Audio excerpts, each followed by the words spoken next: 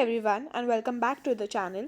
In today's video, we are going to understand one of the most important investment appraisal techniques in ACCA Financial Management, which is the internal rate of return, also known as IRR. By the end of this video, you will know and understand what IRR is, how to calculate it, the decision rule, its advantages and limitations, and we also will solve one example together. So let's start from the very basic. What is investment appraisal? Before companies invest in any project, they need to evaluate whether the project is worth investing or not. This evaluation project, this evaluation technique is called investment appraisal. In simple terms, appraisal is the process used by businesses to analyze different projects and decide which project will generate the best return. Companies usually have limited financial resources, so they cannot invest in every project available.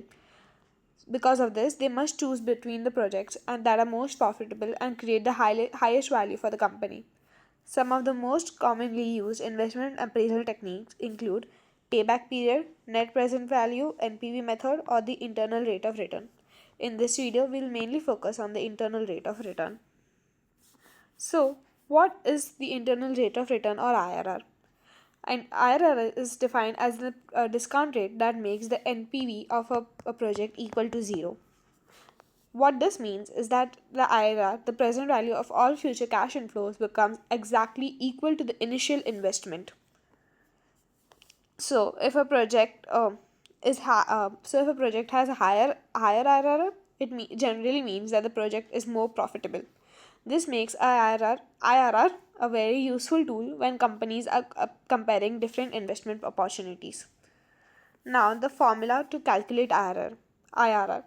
In most exam questions, the exact IRR is not directly available. Instead, we calculate the NPV at two different discount rates, one where the NPV is positive and one where the NPV is negative. Then we estimate the IRR using the linear interpolation method,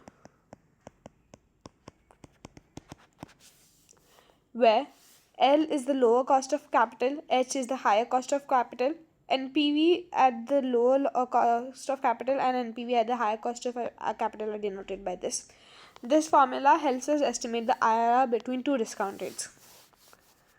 Now let's talk about the IRR decision rule. So once we calculate the IRR, we need to decide whether the project should be accepted or rejected. If the IRR is less than the cost of a capital, the project should be rejected. And if the cost of capital represents a minimum return required by investors or the company. So if a project generates a return higher than its minimum requirement, it adds to the value of the business and should be accepted. But if the return is lower than the cost of capital, the project does not meet the return required and should be rejected. Advantages of IRR. The internal rate of return method has several advantages. First, it is easy to understand.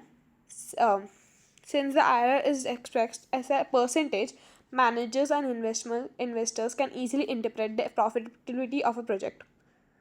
Second, the IRR considers the time value of money. This means it recognizes the money received today is more valuable than money received in the future. Third, because of these reasons, IRR is widely used in financial decision making and investment evaluations. Limitations of IRR. Despite its advantages, the internal rate of return method also has some limitations. One limitation is that some projects may produce multiple IRRs. This can happen when cash flows come from positive to negative more than once. Another limitation is that IRR may sometimes give a different decision compared to the net present value method. Because of this, many financial analysts consider NPV to be a more reliable investment analysis technique. Now, let's solve a practical example to understand how IRR is calculated. Let us read the sum first. A potential projector's predicted cash flow gives an NPV of 50,000 at a discount rate of 10% and minus 10,000 at a rate of 15%. So, what's the question given us? The NPV at 10% is plus 50,000 and NPV at 15% is minus 10,000. So the IRR of our project lies between these two amounts, between these two numbers. So let's find it out. First we'll identify the values. The lower rate is 10%, higher is 15%. We'll use the linear interpolation formula.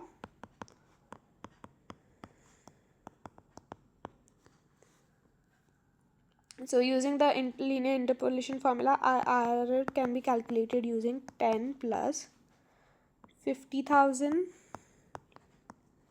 upon 50,000 minus 10,000 minus plus minus 10,000, okay, in a bracket, into 15 minus 10. So let's just solve it step by step. So which equals to yes, 50,000 minus 10,000 will be 60,000. So 50,000, this will be 60,000. So 50,000 divided by 60,000 would be 0.833. Just solve it on a calculator. It will be easy. So 0.833 into 5 equals to 4.17, and 10 plus 4.17 equals to 14.17, which is our IRR. So the estimated internal rate of return for the project is approximately 14.7%. Okay, so that's what it. To quickly summarize, the IRR is the discount rate that makes the NPV of the project equal to 0. So using 14.7 as a discount rate, the NPV for this project would be 0. Yes, the IRR is the internal discount rate that makes the NPV of the project equal to 0. The decision rule is simple. If IRR is greater than the cost of capital,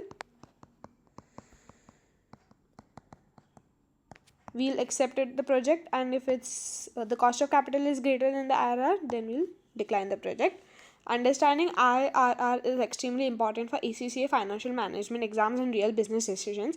If you found this explanation helpful, make sure to like the video and subscribe for more ACCA concepts and explanations, and I'll see you in the next video. Thank you for watching.